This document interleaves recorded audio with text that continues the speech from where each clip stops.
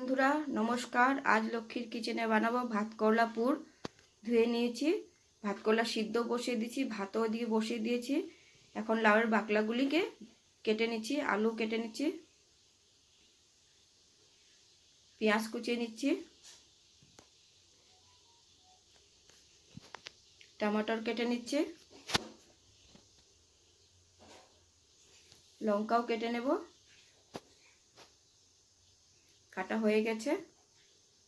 কড়াই গরমে তেল দিয়ে দিয়েছি, পেঁয়াজ দিয়ে দিচ্ছি, আলু দিয়ে দিচ্ছি, লাউর বাকলাগুলো দিয়ে দিয়েছি, টমেটো দিচ্ছি, নুন দিয়ে দিয়েছি, হলুদ দিয়ে দিয়েছি, জিরা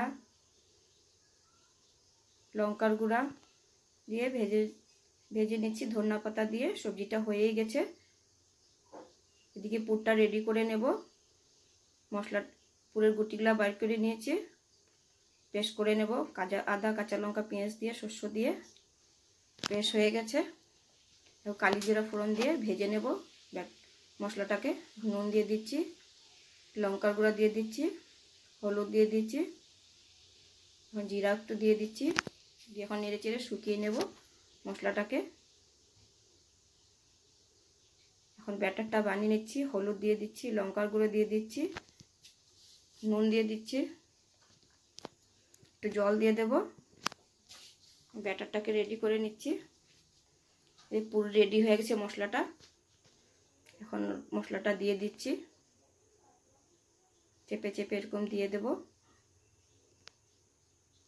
এইভাবে বানাবেন। ভালো লাগলে লাইক এন্ড সাবস্ক্রাইব করবেন। গরম হয়ে গেছে কড়াই, তেল দিয়ে দিয়েছি। এখন ব্যাটারটার মধ্যে চুবিয়ে এখন ভাত করলাটা দিয়ে দেব তেলের মধ্যে। ভাত করলা হয়ে গেছে, পুর হয়ে গেছে। দেখুন কত সুন্দর লাগছে।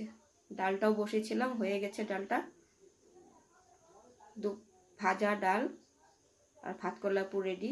দুপুরের থালা রেডি। ভালো লাগলে লাইক এন্ড সাবস্ক্রাইব করে দেবেন।